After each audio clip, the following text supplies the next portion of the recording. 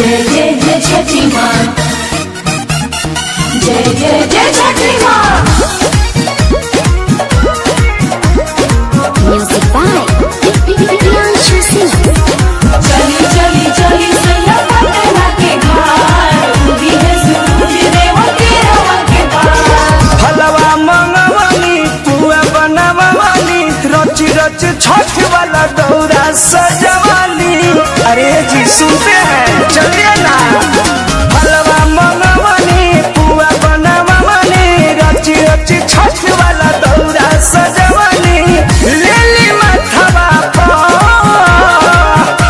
कि पिया जी पेन्ही के पियरी दियरी लेके चली घाटवा पर। कि पिया जी पेन्ही के पियरी दियरी लेके चली घाटवा पर। जय जय माँ, जय जय माँ, जय जय माँ, जय छठी माँ। जय जय जय जय जय जय जय जय जय जय जय जय छठी माँ। जय जय जय जय जय जय जय जय जय जय जय जय छठी माँ। जय जय जय छठी माँ। धीरे धीरे होता मेरा रख के बेरा, पूजा में लीन होगी छोड़ी अब डेरा। अरे चलिए ना, लेट हो रहा है। हाँ धीरे धीरे होता मेरा रख के बेरा, पूजा में लीन होगी छोड़ी अब डेरा। सुनिए पति अगर पति बराई, सूरज गोसाई के और दियाई। केरा के पतवा पर कि पिया जी पेन्ही के पियरी दियरी लेके चली घाटवा पर। कि पिया जी पेन्ही के पियरी दियरी लेके चली घाटवा पर। जय जय जय छठी माँ,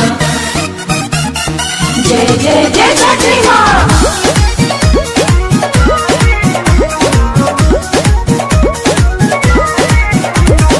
चली चली चली सैया पटना के घाट, उगी है सूरज देव के रवा के पार। कृष्णा पे दरदिया पर मधुबाने, और देवे खाती पानी में खाने।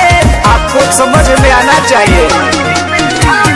कृष्णा पे दरदिया अशोक बाड़े, और देवे खाती पानी में खाने। सोनू के बोलैले घाट सजवैले, फल वाला कलश पर अपने उठैले। अपन हाथवा पर कि पिया जी पेन्ही के पियरी दियरी लेके चली घाटवा पर। कि पिया जी पेन्ही के पियरी दियरी लेके चली घाटवा पर।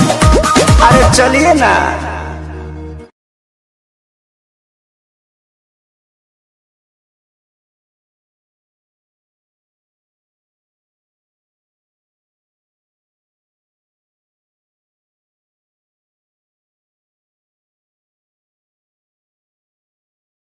यह सॉन्ग कैसा लगा आप लोगों को कमेंट में ज़रूर बताएं, और अपना प्यार दुलार और आशीर्वाद जरूर दें। जय छठी मैया। इसी तरह लेटेस्ट सॉन्ग सुनने के लिए मेरे चैनल को सब्सक्राइब कीजिए।